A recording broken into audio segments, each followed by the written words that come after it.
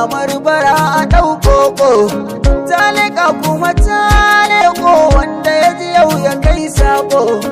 Wayo Allah budurwata ta mata ina ta neman ta, gashi kuma ban da hotonta, bare na bayar a nemo ta, aubar a daina ba da surarta, ko za ku iya gane ta.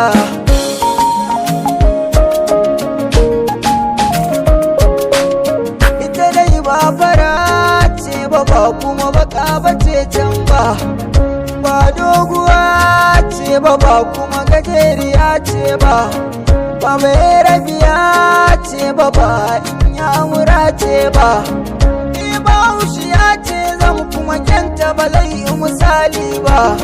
Komai za ka yi na burgewa kai mata ba za ta kalla ba, ita inda ba ni ba to ba za ta yi ta kowa ba.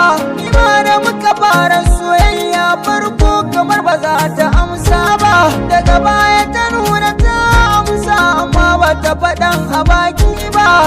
Ta yi amfani da kalaman kawar ta ba kirkira ta yi ba, da fuske na nuna ba komai ni ban ɗauki so da wasa ba, yadda na ɗauki soyayya sam ba ta yi kama da ƙarya ba.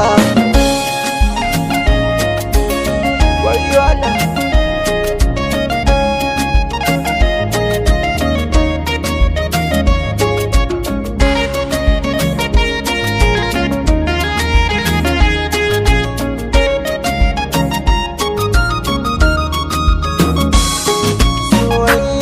Ta saka na ali kullum ina cikin yanayi, ni ba ɗan giya ba ko tafiya nake sai na ji kawai ina talayi. Yanayin suwa lokacin da zai kama ka baya duba ra'ayi, kwatsam yake shiga ya tafke zuciya ya barka kullum cikin sa'ayi. Tunani da fargaba rana da dare safiya ka kwana ayi, santa zuciya ta ya sheke gashi yanzu ta bece, ta riga da ta kumce, bar tana ginana ce, raina na zuci ta sace, don Allah duk wanda ya dace da ganinta in ya sanar mini ba zan ki ba shi kyauta ba.